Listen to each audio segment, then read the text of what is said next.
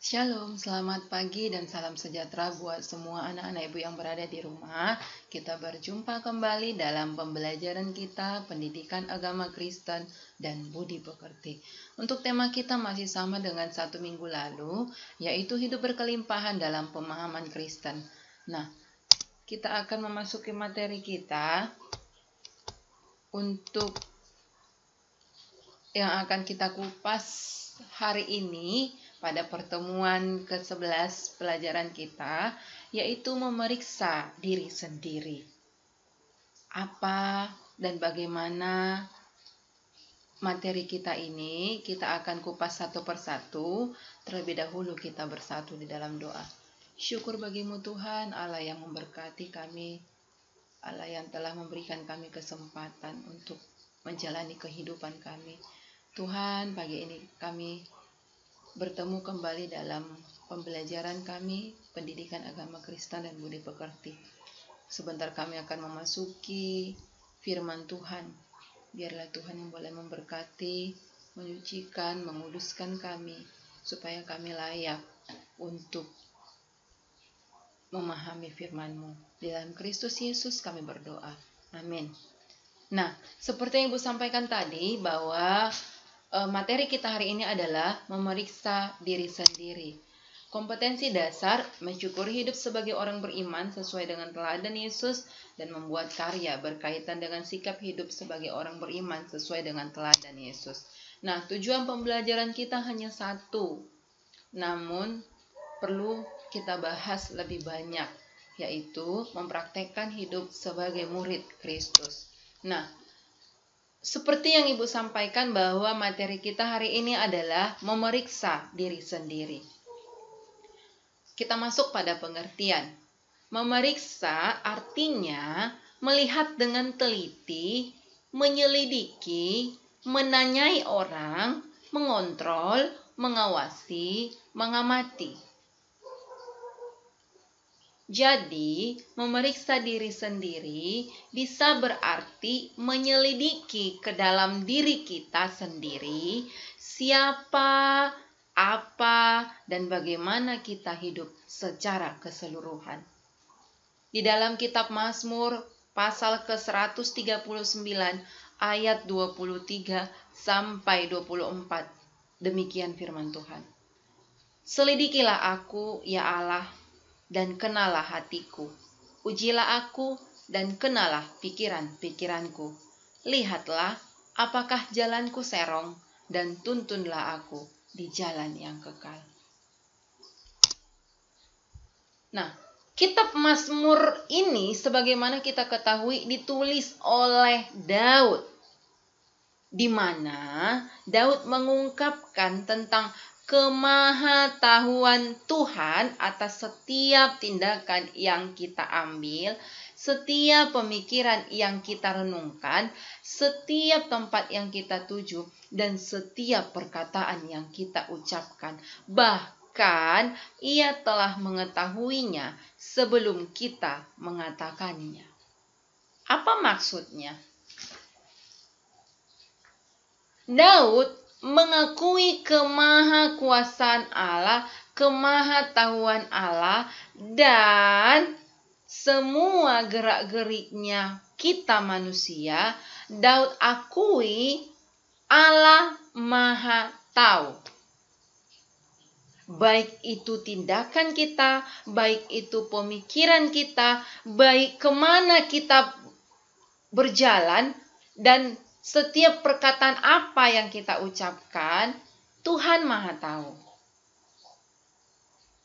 Kita sendiri tidak dapat menghindar dari Tuhan. Kenapa? Karena Tuhan Maha Tahu. Ia tahu setiap detil diri kita sejak kita masih berada dalam kandungan. Bahkan sebelum kita lahir, Tuhan sudah tahu diri kita. Mengapa?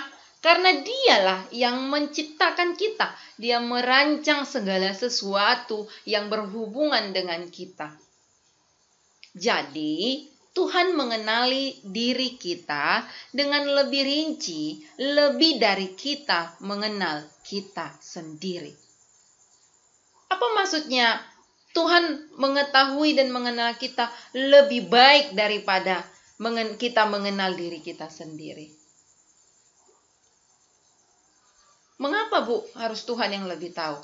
Saya yang lebih tahu terhadap diri saya sendiri. Tidak, Nak. Dia yang sudah ciptakan kita, maka dari itu Dia tahu sekecil apapun yang terdapat dalam diri kita. Daud dengan ketulusan hati datang kepada Tuhan, memohon pemeriksaan menyeluruh tentang dirinya. Daud tidak mau bersembunyi atau ada sesuatu yang disembunyikan dari Tuhan. Dia memohon. Apa arti kata memohon? Memohon ini tidak memaksakan. Memohon ini merendahkan hati. Agar apa? Agar orang yang dimohonkan itu mengabulkan permintaan atau permohonan kita. Demikianlah Daud. Daud memohon dengan kerendahan hati agar Allah memeriksa secara menyeluruh. Tidak ada yang tersembunyi. Sehal sekecil apapun, Daud menginginkan supaya Allah memeriksa, mengevaluasi dirinya. Kita lanjutkan. Secara rinci, apa yang Daud minta kepada Tuhan guna memeriksa dirinya? Yang pertama, memohon Tuhan menyelidiki dirinya dengan rinci. Itu tadi yang seperti Ibu sampaikan, isi dari Mazmur pasal 139 ayat 23. Selidikilah aku ya Allah. Selidikilah aku ya Allah. Nah, di situ Daud memohon agar Tuhan menyelidiki dirinya dengan rinci. Nah, salah satu kunci yang dibutuhkan di dalam pemeriksaan diri adalah kerendahan hati. Karena apa? Karena tanpa kerendahan hati, sulit bagi seseorang untuk dapat sungguh-sungguh diselidiki oleh Allah. Sama, ketika kita pergi check up atau memeriksakan kesehatan ke rumah sakit kepada dokter, nah di situ kita sudah rela, sudah ikhlas, tidak terpaksa. Dengan rendah hati, kita mau memohon kepada si dokter agar dokter mau memeriksa kesehatan kita, dan jikalau kita sakit, dokter mau menyembuhkan penyakit kita. Kita percaya itu. Makanya kita pergi berobat kepada dokter di rumah sakit. Untuk itu, ketika kita memohon supaya Allah memeriksa diri kita, kita harus merendahkan hati kita. Jangan sombong, jangan tinggi hati, jangan suka memaksa.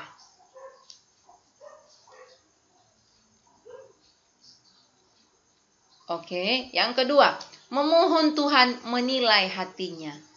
Selidikilah aku Tuhan, selidikilah aku ya Allah. Dikatakan di sana. Ujilah aku, kenalah pikiran-pikiranku. Jadi di sini yang kedua, Daud juga memohon agar Tuhan menilai hatinya. Daud berkenan kepada Tuhan karena ia senantiasa memohon Tuhan mengevaluasi hatinya. Nah, di sini kuncinya juga harus rendah hati, dan di sini Daud merendahkan hatinya. Nah, keunikan dari si Daud ini sendiri, Sebagaimana Alkitab menceritakan bahwa Daud dengan mudah memberitahu kekurangannya kepada Tuhan. Dia memberitahu kelemahannya kepada Tuhan. Dia tidak menyembunyikan sedikit pun hal daripada Tuhan. Bahkan ketika dia merebut Batsheba dari Uria, panglima perangnya Daud, sampai dia membiarkan Uria mati, meninggal di dalam peperangan, kemudian menikahi Batsheba. Di situ Nabi Nathan menegur kesalahan Daud. Dan dengan rendah hati Daud mengakui kesalahannya. Mengapa? Karena dia merendahkan hatinya agar Tuhan mengampuni dia. Oke? Nah, selanjutnya mempraktekkan hidup sebagai murid Kristus. Menjadi murid Kristus, kita mendapat ujian, tanda kutip ujian dalam berbagai hal. Apakah ujian seperti di sekolah dengan tujuan mendapatkan nilai yang bagus?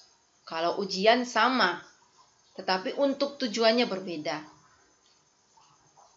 Sebagai murid Kristus, kita mendapat ujian dengan tujuan untuk mengetahui seberapa besar iman kita saat menghadapi berbagai permasalahan dan bisakah iman kita bertumbuh melalui berbagai hal dalam hidup kita.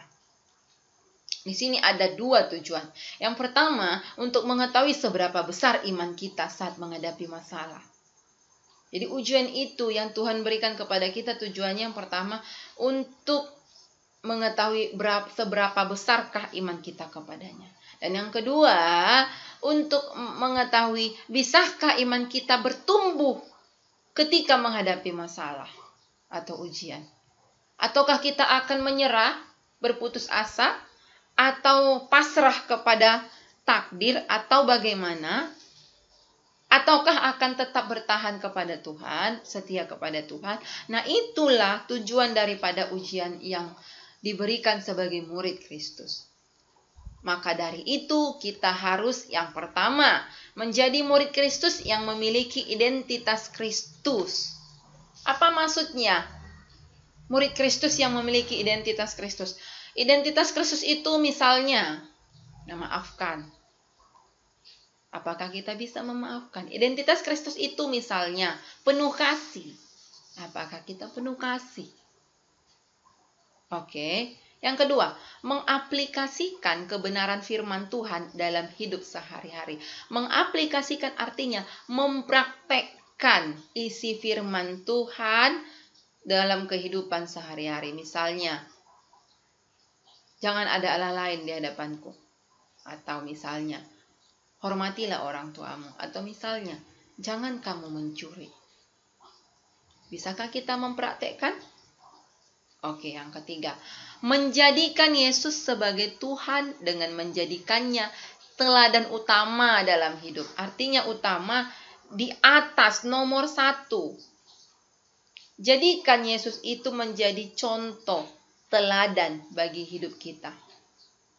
Yang keempat, memuridkan orang lain supaya mereka mengenal siapa Yesus dan menjadi murid-murid Kristus yang baru dan diperbaharui oleh Roh Kudus. Artinya di sini kita bukan hanya mengimani bahwa Tuhan itu adalah teladan kita, Allah kita. Namun di sini dia menginginkan supaya kita bisa memuridkan orang lain. Matius 28 ayat 19 sampai 20. Pergilah, jadikanlah semua bangsa muridku, kata Tuhan Yesus. Nah, di sini tugas kita adalah memuridkan orang lain supaya mengenal siapa Yesus dan supaya mereka menjadi murid-murid Yesus yang baru, dan bukan hanya sekedar menjadi murid Yesus, namun hati mereka, pikiran mereka, tindakan mereka, hidup mereka mau diperbaharui oleh Roh Kudus. Paham sampai di sana? kita masuk kepada kesimpulan. Nah, mari anak-anak Tuhan, perhatikanlah apa yang sedang Tuhan lakukan kepada kita saat ini. Ia sedang membawa kita makin hari semakin berjalan dalam rencananya. Semua itu dimulai ketika kita mau datang dan membiarkan diri kita diperiksa secara menyeluruh oleh Tuhan. Hati yang sehat membuat kita semakin akurat menangkap tuntunan Tuhan. Demikian firman Tuhan. Kita tutup di dalam doa. Terima kasih Tuhan untuk sapaan firman-Mu pagi ini yang mengingatkan kami supaya kami boleh mengevaluasi diri kami sebagaimana Daud membiarkan Tuhan mengevaluasi dirinya, hidupnya, apakah hatinya benar-benar tulus untuk taat kepada Tuhan. Karena itu Tuhan, biarlah Tuhan mampukan kami untuk mengevaluasi diri kami seperti Daud mengevaluasi dirinya. Terima kasih Tuhan. Dalam Kristus Yesus kami berdoa dan mengucap syukur. Amin. Shalom, Tuhan Yesus memberkati.